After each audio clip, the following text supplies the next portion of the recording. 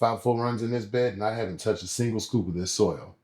No bottled nutrients, no daily mixing, and no micromanaging a dozen different pots. And the quality, shit, y'all see it. So today, I'm breaking down the 5 biggest things I've learned after running a large living soil bed. The stuff that actually keeps the biology alive, your plants fed, and your environment dialed in. Yeah, it's THC rich, got the tips and the tricks. Plant game strong, watch the buds get thick. KC roots, yeah, I'm planting my claim. Organic flow, no pro, just a bro in the game. Living soil isn't complicated, but there are a couple things that can mess up your soil if you're not paying attention. You already know I had to learn them the hard way. These 5 lessons I come back to every single time I'm running my big living soil beds. That living root zone is a big part of what makes this whole thing work. I got worms in there, good biology, microbes, and all that stuff just builds on itself every single run. It's that ecosystem that I'm trying to protect. First up, and honestly, might be the most important thing I figured out when growing in these large beds or with living soil at all. And like anything alive, it needs consistent moisture to stay that way. So don't let the bed dry out completely, or you're gonna kill off the microbial life that actually feeds your plants. It's as simple as that.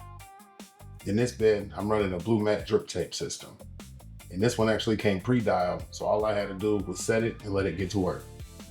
One thing I do a little different than some people though, in my drip tape system, I only put clean water in it. I don't want to clog the lines up with anything. And for an extra layer of security, I have the Blumat tensiometer in here. I just use that to make sure my soil isn't getting too wet or too dry. It's just another reading that gives me more peace of mind. I aim to keep this tensiometer between 60 and 100 millibars. Now let's talk about the thing that can ruin your entire run if you sleep on it. In a large bed, you got a lot of biology working for you.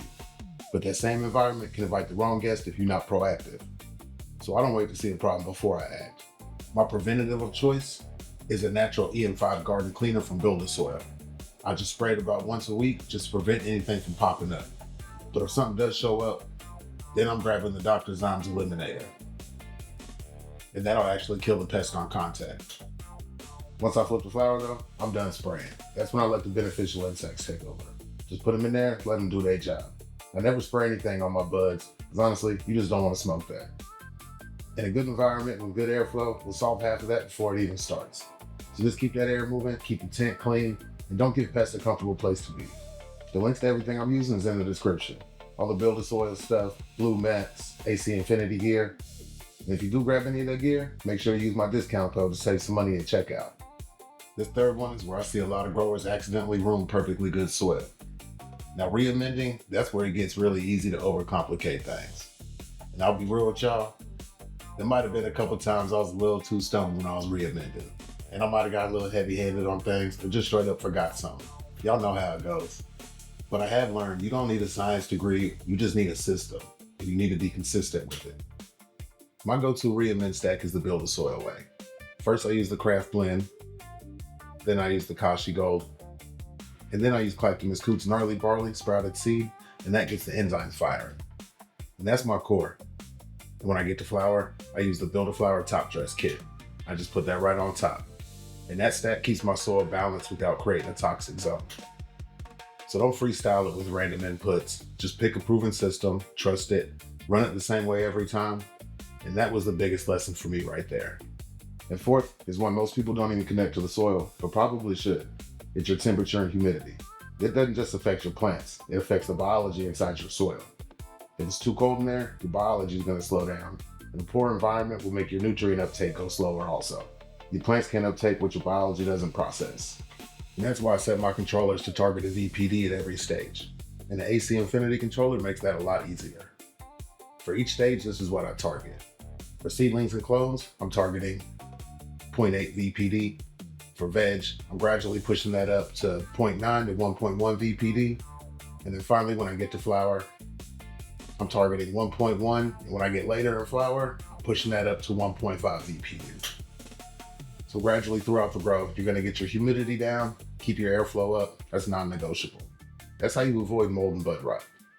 All right, this last one's a little debated. I know a lot of people say soil test isn't even necessary, but I wanna give myself the best possible chance to make sure I have a successful harvest after harvest. Because I know a lot of y'all out there just wait for me to mess up so y'all can clown me. But for real, I feel like I just don't know unless I get it tested. You never know. Water conditions can change. Packaging labels aren't always 100% accurate. And if you ever accidentally missed the scoop or doubled up on something on accident, the soil test is going to tell you exactly where you're at. So I'm going to go ahead and send in the soil sample to Logan Labs for around 75 bucks. I feel like it's definitely worth it. So those are the 5 main lessons I've learned after running large living soil beds for a couple of runs now. Keep your moisture consistent, be proactive on your IPM, follow a proven reamend system, and don't just guess. And if you really want to, after a couple of runs, get your soil tested so you really know what you got in there.